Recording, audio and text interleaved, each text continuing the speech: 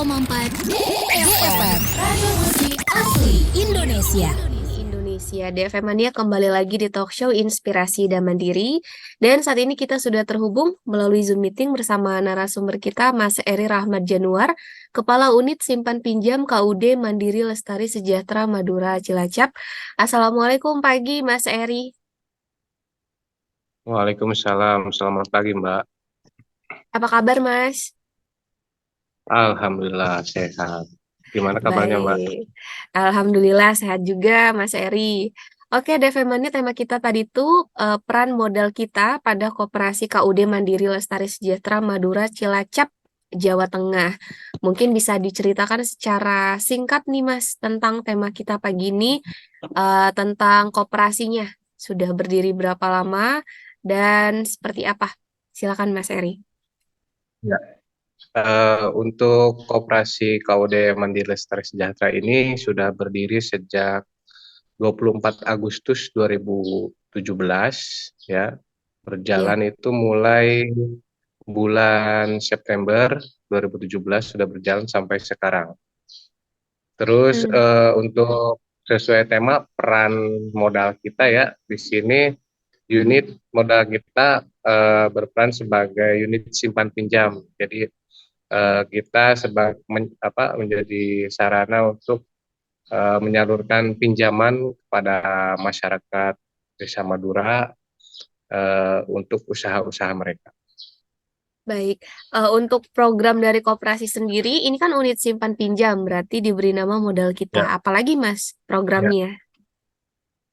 Ya kalau program di koperasi sih banyak ya Mbak, dari program sosial ada, terus di bidang pertanian juga ada ya, termasuk ya unit modal kita juga itu. Tapi untuk dulu pas awal pertama kali KUD masuk ke sini ke Desa Madura, itu memang baru unit modal kita yang ada gitu. Nah, berjalan seringnya waktu ada ke pertanian, juga ada ke bisnis yang lain gitu.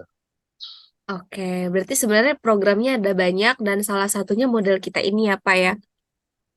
Ya. Oke, ini sesuai dengan tema kita. Kita bakal ngomongin tentang modal kita. Nah, seperti apa sih Mas konsep dari modal kita ini? Apakah dia sebenarnya sama aja sama simpan pinjam pada umumnya atau kalau dari koperasi bedanya di mana? Silakan Mas Eri. Ya, kalau di sini di koperasi kita unit modal kita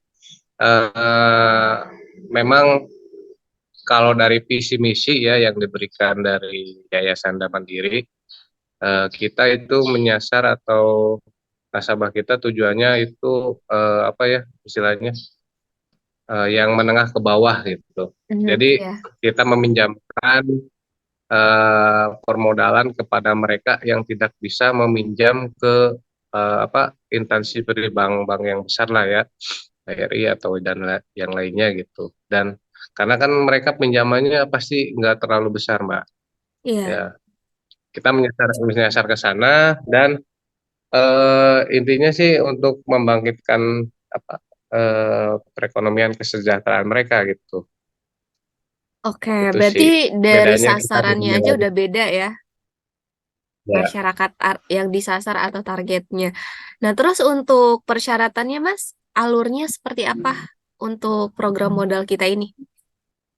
Ya, kalau di sini di Desa Madura itu kan kita membuat beberapa kelompok ya.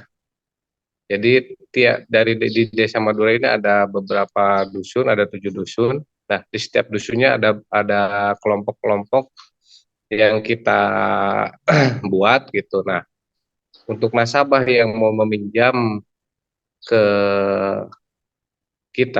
unit modal kita, nah itu harus melewati ya kelompok dari setiap wilayah tersebut. Jadi nggak bisa langsung ke kita. Jadi melalui mereka tersaring. Jadi kan kalau ke kita kan kita kurang paham gitu.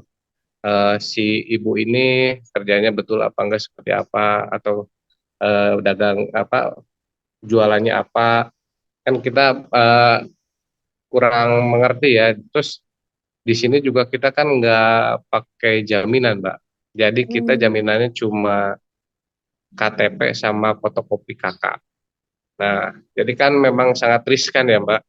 Makanya benar. kita butuh butuh orang yang ada di sini gitu, di desa ini ya. Makanya kita buat kelompok lah tersebut. Jadi bagi orang Madura yang mau jadi anggota kita atau meminjam, itu harus melewati ke sana dulu dan baru nanti dari sana ke kita. Seperti itu prosesnya. Oke, berarti dari kepala dusunnya ya Mas ya, data itu diambil. Bukan dari eh, bukan dari kepala dusun ya. Jadi kelompoknya itu jadi nggak lewat pemerintahan sih. Jadi kita Oh, merekrut orang di setiap hmm, dusun ya oke. untuk dijadikan sub Jem, kelompok lah. hmm, untuk jembatannya lah ke koperasi gitu ya Mas Iya. ya. Iya. Memangnya untuk bisa meminjam itu kriterianya seperti apa Mas? Tadi kan tidak ada agunan ya, tidak Eh, ada jaminan. iya. Kriterianya seperti apa? Iya. Ya kalau persyaratan sih yang penting ada usaha. Hmm. Usahanya ada gitu. Misalkan yang ataupun mau usaha gitu. Karena kan kita sasarannya sulit ya, masyarakat menengah ke bawah ya. Jadi eh, kita juga benar-benar harus lihat lihat dulu. Memang dia betul meminjam untuk usaha berdagang atau memulai usaha berdagang atau tidak gitu. Makanya kita butuh orang-orang yang ada di sekitarnya seperti itu.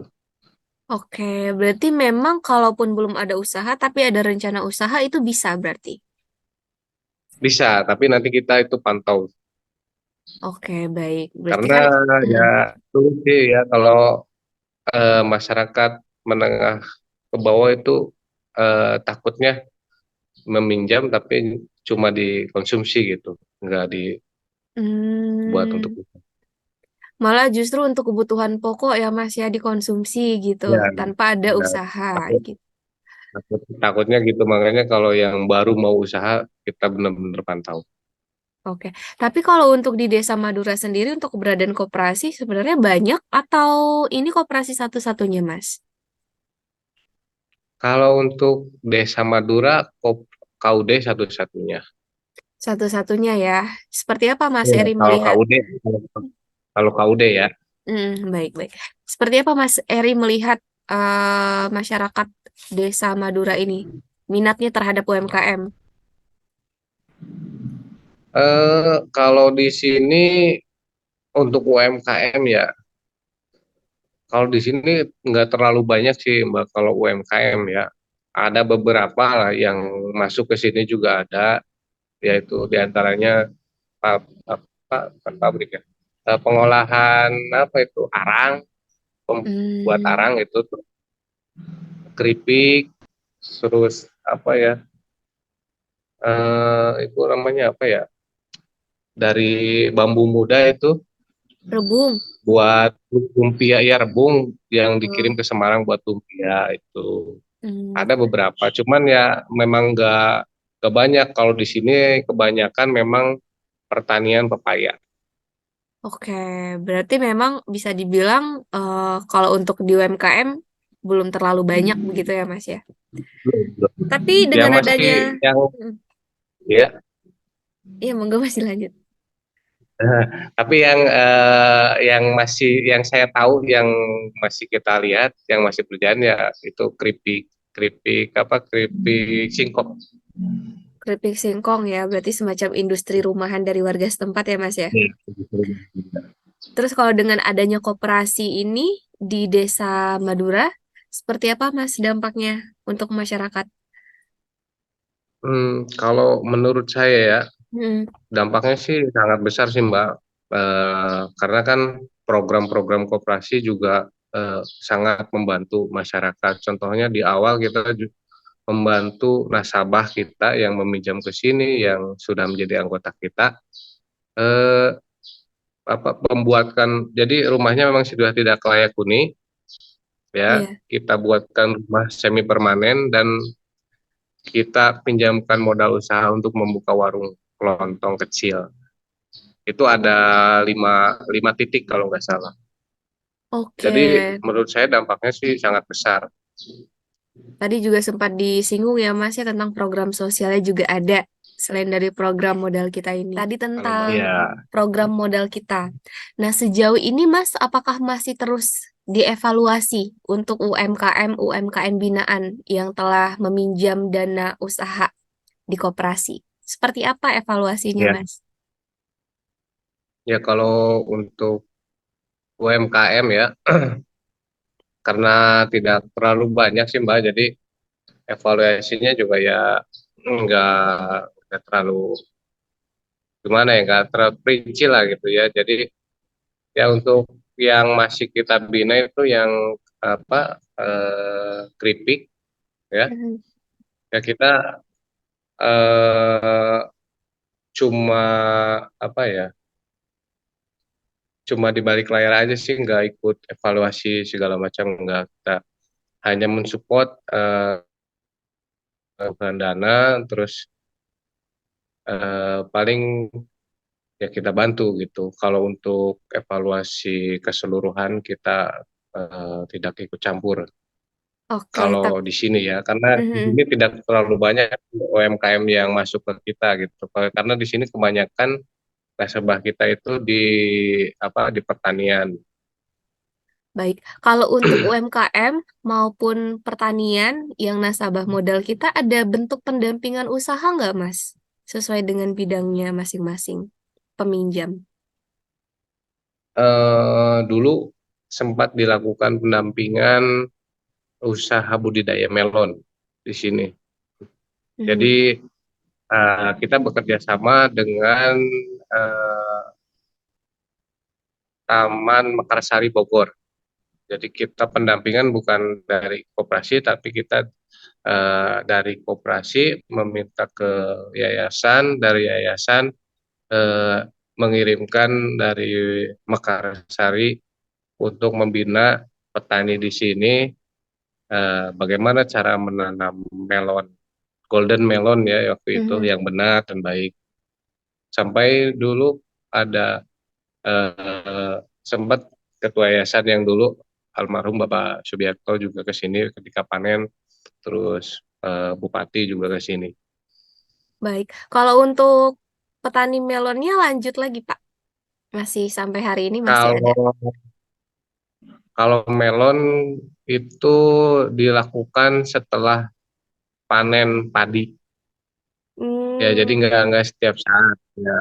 Jadi jadi yang diutamakan tetap padi gitu. Tapi kalau melon di setelah panen padi kan, melon juga kalau hujan kan nggak bagus juga kan.